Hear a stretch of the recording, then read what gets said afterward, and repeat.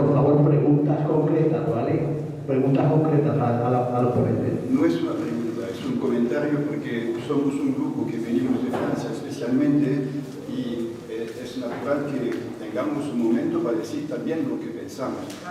La mesa ha sido muy interesante, las presidentes también, pero me vienen ideas que hace unos 10 años se estaba publicando por la Real Academia de Historia una historia de España con unos 20, no sé cuántos volúmenes que costaban no sé cuántos centenares de euros y historiadores como los que has citado tú, Enrique, Ángel Viñas, Paul Preston y otros prestigiosos hicieron un contradiccionario de la historia de España con un subtítulo que era, si me acuerdo bien, República, Guerra Civil y Franquismo. Y yo, una vez más, hablé por correo electrónico con Ángel Viñas diciéndole, pero ¿por qué te has obligado a poner República, Guerra Civil, Franquismo y no República, Guerra y Franquismo? Es que en lo que he oído, que somos compañeros, que compartimos muchas cosas, y mismo me llamo Enrique como tú, compartimos muchas cosas, pero no comparto que en 2021, después de tantas jornadas en que hemos venido, en que hemos explicado muchísimas veces, ahí en el Día del Guerrillero, que aquello de la guerra civil es un cuento, desde el primer día hasta el último, había Estado alemán, nazi, Estado italiano, Estado portugués, sin hablar de las brigadistas. Entonces, yo pienso que Ángel Viñas, Paul Preston, prestigiosos historiadores, tengo muchos de sus libros y he leído una gran parte, tienen una responsabilidad, porque ya hace mucho tiempo que tendrían que cambiar de vocabulario y explicar las cosas. En la ley, y termino, en la ley de memoria, en el proyecto que estábamos discutiendo las asociaciones de España, claro, y también de Francia de lejos, en octubre del año pasado, en el proyecto había 90 y pico veces la palabra guerra civil, como un reflexo de Pavlov, una obligación estúpida, totalmente estúpida, porque ¿qué es eso de guerra civil?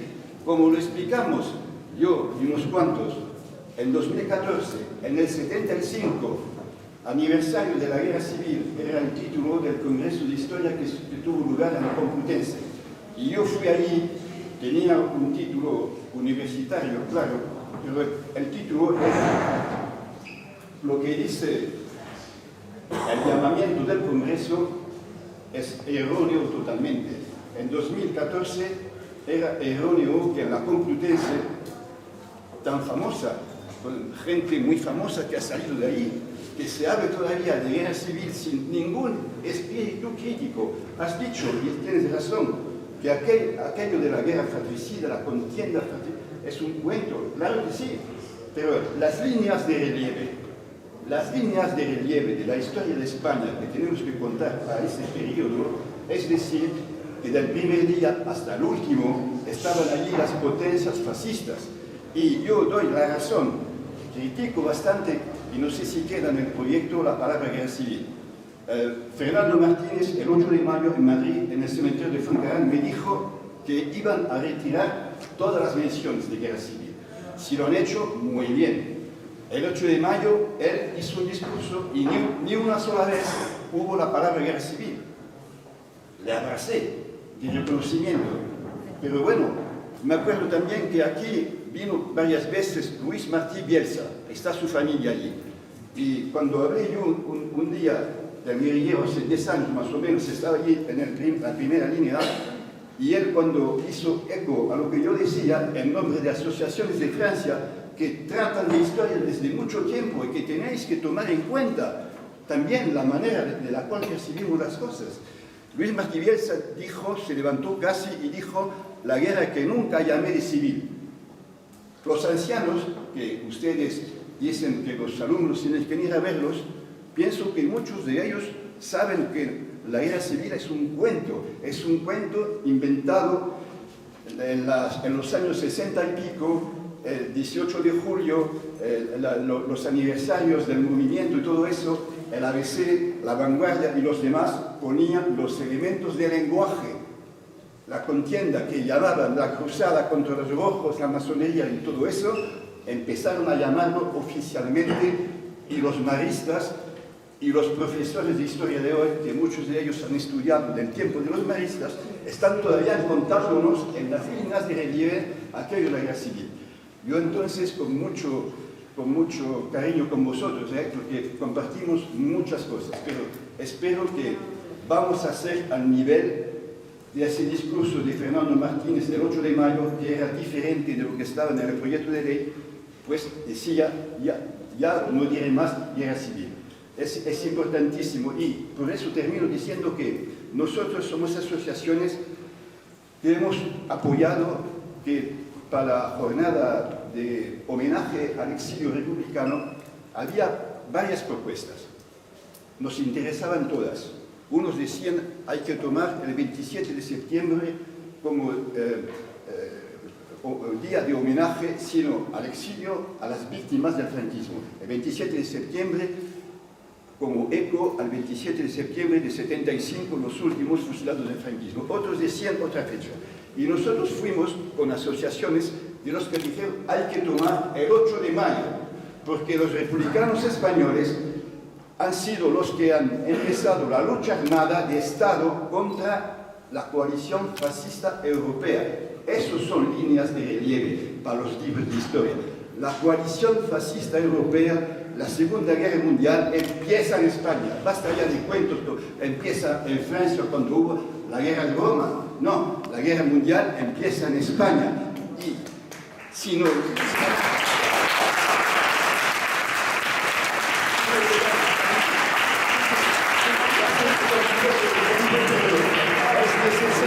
necesario que haya una verdadera pluralidad y no hacemos tanto camino todos los años sin poder tomar la palabra en ninguna mesa. Entonces termino diciendo que el 8 de mayo ha sido escogido y lo aplaudo y lo diré mañana en los minutos que tendré. Aplaudimos que sea el 8 de mayo porque los republicanos españoles hemos continuado la lucha contra el fascismo y hemos participado en la victoria de Berlín. Gracias.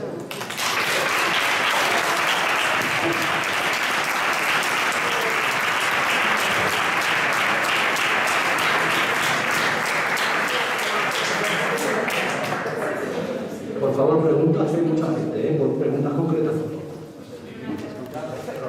Hay mucha gente. Pues voy a hacer el presupuesto que hay para memoria histórica democrática es totalmente insuficiente.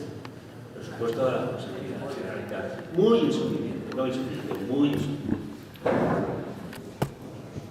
Las entidades memorialistas que habéis mencionado aquí, y vosotros lo sabéis porque muchos estáis vinculadas con ellas, tienen una enorme dificultad a la hora de realizar sus actividades. Las tienen que financiar con sus propios recursos y esperar más de un año para recibir las ayudas de la Consellería. Más de un año. Y eso implica a veces tener que negociar con el banco un adelanto de ese dinero, pagar todo el tema, etcétera, etcétera. Hay que tener mucha fuerza de voluntad y mucha moral para continuar realizando ese trabajo. Y no es un problema de la Consellería actual, que en la anterior legislatura ya pasaba y en la anterior también. Bueno, eso... En la anterior no, porque gobernaba el PP y no había. No he oído bien. En la anterior no, porque gobernaba el PP y no había ayudas para memoria histórica. Vale.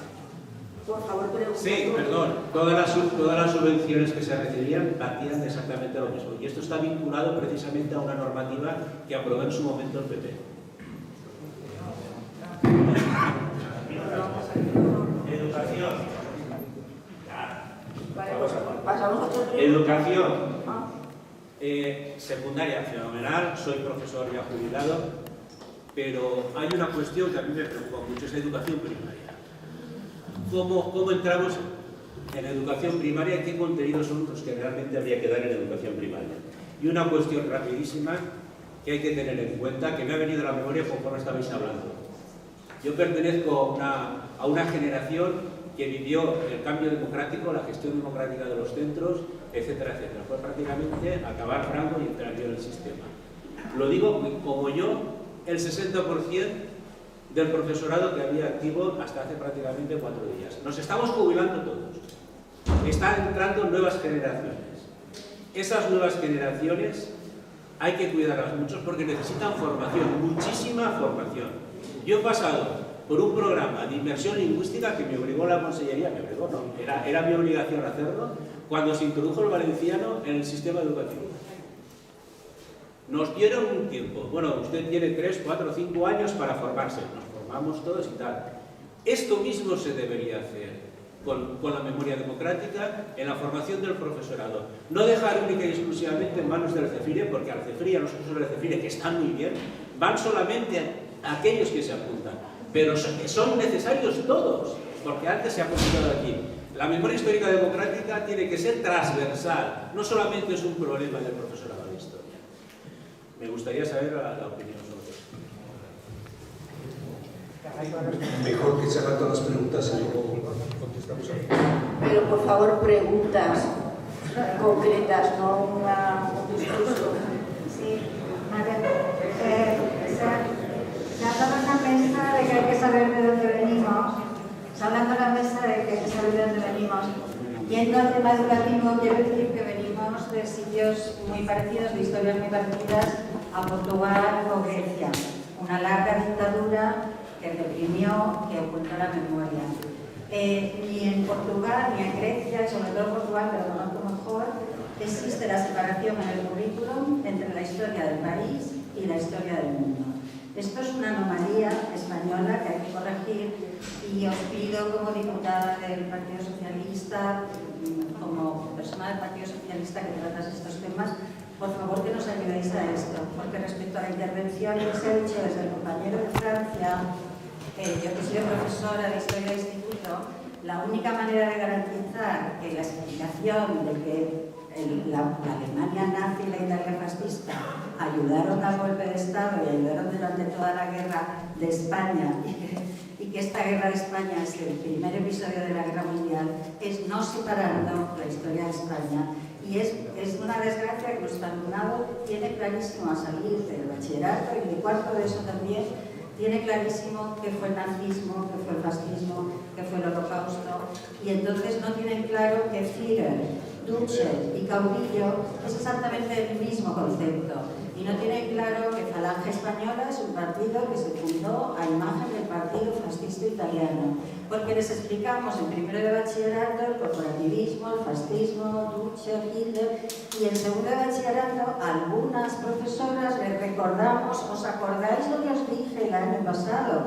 Esta separación hace un daño total a la comprensión de la historia de España, del franquismo, como un fascismo europeo, parece que entonces hablamos de autoritarismo y otras cosas, y entonces respecto a esta visión de la transición, de saber lo que hemos avanzado, de dónde venimos, yo creo que también el tiempo nos ha hecho ver que la derecha española, precisamente por cómo se hizo la transición, es una anomalía en Europa. Entonces no tenemos una derecha homologable, y esto es lo que está impidiendo que, por ejemplo, no se sumen a la idea de que hay que llevar a las escuelas una memoria democrática. Entonces, más que una pregunta, también pregunta si nos podéis ayudar a este manifiesto que hemos hecho un grupo de profesores para que este tema de la separación de las dos historias desaparezca del currículum ahora que se está poniendo en marcha la nueva ley de educación y los currículos precisamente de eso y de bachillerato, estando de acuerdo con el compañero que también hay que revisar qué pasa en primaria. Ayudadnos, por favor, con esto, porque esta separación lastra absolutamente la comprensión de la historia de la guerra de España y de la dictadura peronista. Tenía más cosas que no. Bueno, nos han dicho que como... Tomamos primero las preguntas.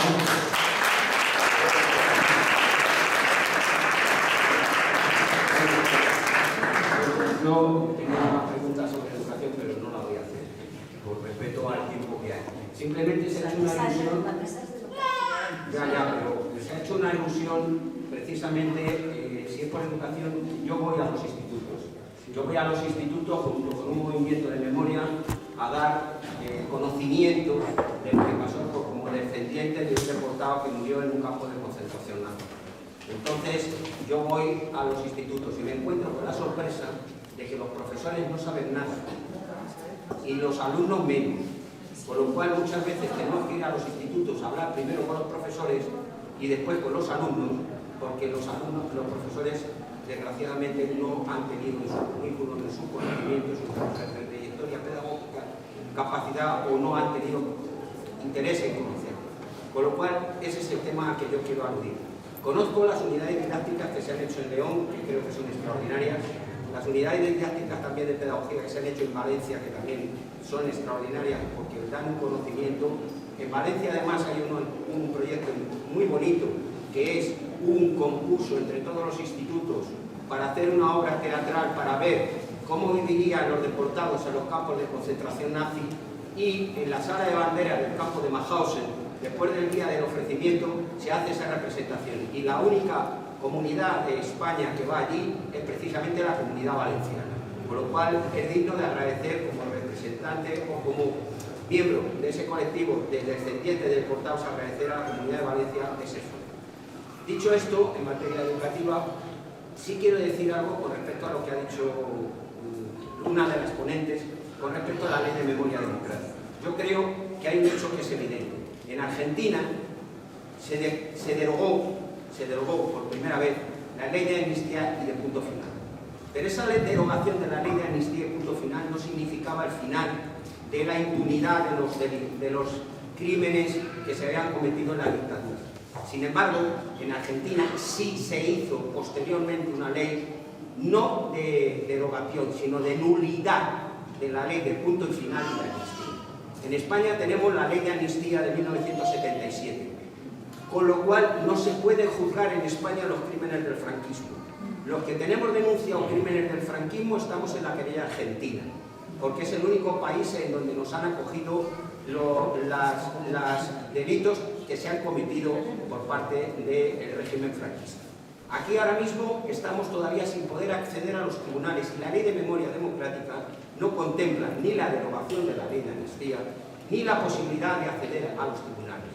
La nulidad de la sentencia no significa la reparación para nada de los crímenes cometidos, porque el victimario en esta ocasión sale impune y ese victimario tiene que ser recogido en la jurisprudencia como criminal de delitos de lesa humanidad. Eso por un lado. Y por otro lado, en la ley se hace un inventario de bienes que puedan ser objeto, que hayan sido objeto de expolio, pero no va a suponer para nada ningún resarcimiento económico o devolución de resarcimiento económico de esos bienes expoliados por parte de los franquistas. Es simplemente aclarar esos puntos.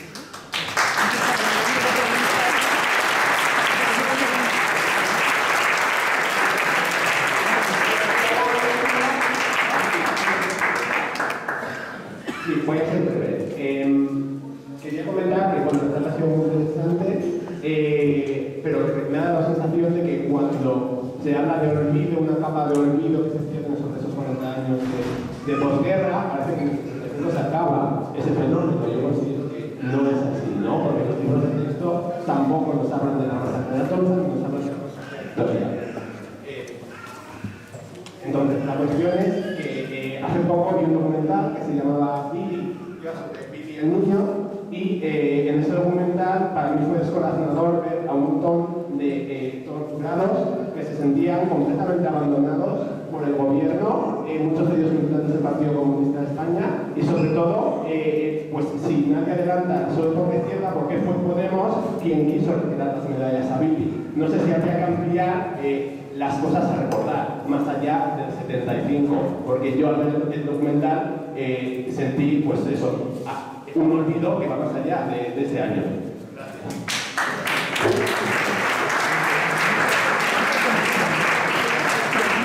Vamos a empezar ya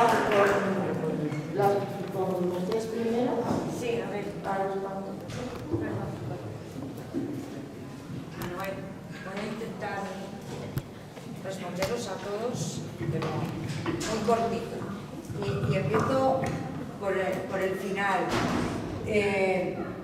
Es cierto que hay muchas cosas que quedan por hacer, pero cuando has empezado tu intervención diciendo hace poco vi un documental en el que yo he dado un respiro y una sonrisa, porque hoy tenemos documentales para enterarnos y saber la verdad y la realidad sobre lo que ha ido pasando. Y esos documentales no salen de la nada, salen del trabajo no solo de las instituciones, por supuesto, de un trabajo conjunto entre todos, de unas subvenciones, de unos presupuestos que nunca es suficiente, pero de un apoyo de toda la sociedad, o de la mayoría de la sociedad, para que eso se sepa. Yo cuando tenía tu edad, no soy tan mayor, pero cuando tenía tu edad, era imposible pensar en eso. Eso es un primer paso, muy lento, pero es un primer paso, ¿vale? Y seguramente, y lo he dicho antes en mi intervención, a todos nos hubiera gustado ir más deprisa, pero cuando te pones a esta parte de la gestión y a esta parte de las administraciones, te das cuenta de que, como decía mi compañera, las cosas hay que hacerlas para que perduren. Y entonces hay que hacerlas bien, y eso requiere, por desgracia, mucho más tiempo del que desearíamos. Compañero, en el proyecto de ley, que todavía tiene que pasar todo el trámite parlamentario, sí que se habla de la nulidad de las condenas y sanciones producidas durante la guerra civil y la dictadura por razones políticas, ideológicas, de conciencia, creencia religiosa, de orientación y de identidad sexual. Sí que se habla también de los bienes incautados. Es cierto que no figura todavía una compensación económica, ¿vale? Pero, perdóname la frivolidad, pero el reconocimiento de las víctimas solo lo podemos comparar, y el reconocimiento de las víctimas no va más allá de las víctimas. Ojalá pudiéramos devolverles la vida, pero no podemos. La nulidad de las sentencias es un paso muy importante, porque, entre otras cosas, pero es que la derogación de una ley, la derogación de la ley de amnistía, no tendría efectos retroactivos. Si tú ahora derogas la ley de amnistía, las leyes no tienen nunca efectos retroactivos, excepto si son crímenes de lesa humanidad. Claro, y ahí es donde hay que incidir, Entonces no me digas que no hasta que no acabe la frase. Ahí es donde hay que incidir. Respecto al manifiesto, yo solo puedo hablar por mí, pero por supuesto tenéis mi apoyo, y esto lo uno con la intervención del compañero, porque yo espero, y no lo sé, pero da igual, si fue tu conversación con el secretario de Estado, pero yo en las pocas páginas que llevo todo el preámbulo del proyecto de ley, no se habla de guerra civil. Es más, en el párrafo, en la exposición de motivos, hay un momento que dice: conflicto, en definitiva, que trasciende de una contienda civil por la participación de potencias extranjeras como Italia, Alemania o la Unión Soviética. Yo creo que el PSOE hacemos algunas cosas muy bien. Al compañero profesor que decía que el presupuesto es, cada uno viene a vender su libro, claro que sí. El compañero profesor que decía que hay poco presupuesto para memoria histórica, claro que sí. Hay poco presupuesto para muchas cosas, pero yo creo que él también entiende que el presupuesto hay que repartirlo entre todas las áreas, y que desde 2011, que es la primera vez que hay un presupuesto del Consejo de la Generalitat Valenciana para memoria histórica, porque antes tuvimos 24 años de Partido Popular en el que no existía ni consellería ni absolutamente ninguna partida para memoria histórica. Nunca ha venido una partida del Partido Popular. El gobierno del PSOE del 2007 de Zapatero, que fue el que aprobó la ley, fue el que sí tenía presupuesto para las exhumaciones, pero en la Comunidad Valenciana y en todo el país, cuando entró a gobernar Mariano Rajoy, no derogó la ley, pero el presupuesto anualmente eran 0 euros. Es cierto, y cuanto más presupuesto tengamos, mejor. Y sobre todo para esa formación de profesorado, que yo también pienso que es imprescindible para el alumnado, pero si al alumnado lo tiene que formar el profesorado, avancemos. El primer paso es siempre formar al profesorado. Y creo que os he contestado a todos. Y si algo no he contestado es porque no me interesa. ¿Me interesa contestar? Vale, pues ahora pasamos a las A ver, muy rápido. Vale, muy rápidamente. Yo muy rápidamente quiero simplemente agradecer vuestras intervenciones y aportaciones. No tengas duda de que nos tomamos nota y estamos en eso.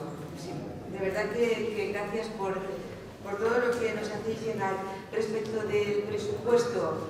Tienes toda la razón. Ella te lo explica de otra manera.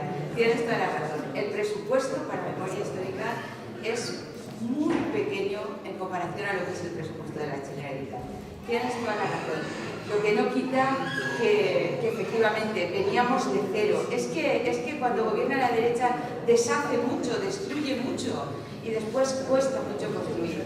Pero bueno, para que tengas el dato, que seguro que lo tienes, de 2020 a 2021 el presupuesto de memoria en la Consellería se incrementa el 16,70%. De todas las actuaciones de la Consellería, la que más incremento tiene es la de calidad democrática. Y desde luego nosotras como miembros de esa comisión en las Cortes siempre presentamos iniciativas para que este presupuesto se incremente lo máximo posible todos los años. Gracias. Sí, por último, yo tres cuestiones muy rápidas. Agradecer al compañero Enrique la reflexión que ha hecho. Yo he aprendido algo aquí, por lo tanto, con eso me voy porque estoy completamente de acuerdo con el análisis que he hecho y la reflexión. Y espero que se contemple así no solo la ley, sino en la escuela también.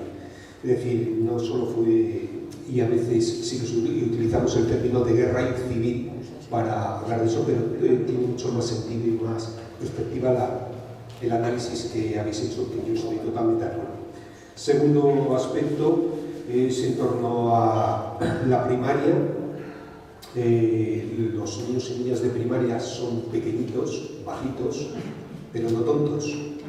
Igual que trabajamos la educación e igualdad en primaria y en infantil, la sexualidad, deberíamos trabajar el antifascismo. También, adecuado a su nivel y a su edad. Y en ese sentido, mi tercera aportación es que creo que igual que se pide el título B1 o C en inglés de bilingüismo, cosa por mi parte y por mucha gente de educación y nos parece absolutamente absurda, este modelo que ni se aprende inglés ni se aprende science y nos obliga a ello, sí que se debería tener un título B1 y C de inversión antifascista a todo el profesorado, porque es de toda la comunidad educativa, no solo el profesorado de historia.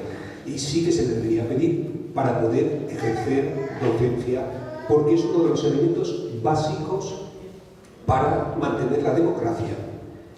O se es antifascista o realmente estamos quebrando la democracia. Muchas gracias.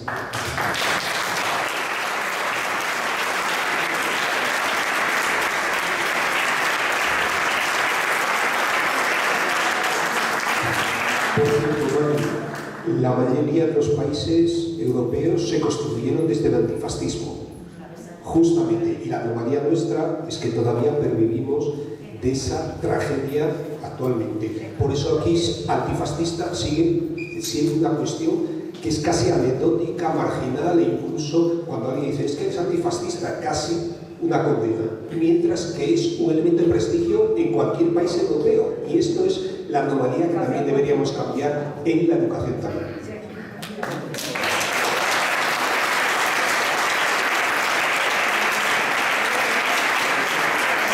Muchas gracias a Mercedes, a Trini y a Javier, y también a todos vosotras y a todos vosotros que habéis compartido este tiempo con nosotros aquí en esta mesa, y espero que haya sido provechosa. Y ahora vamos a pasar a la entrega del premio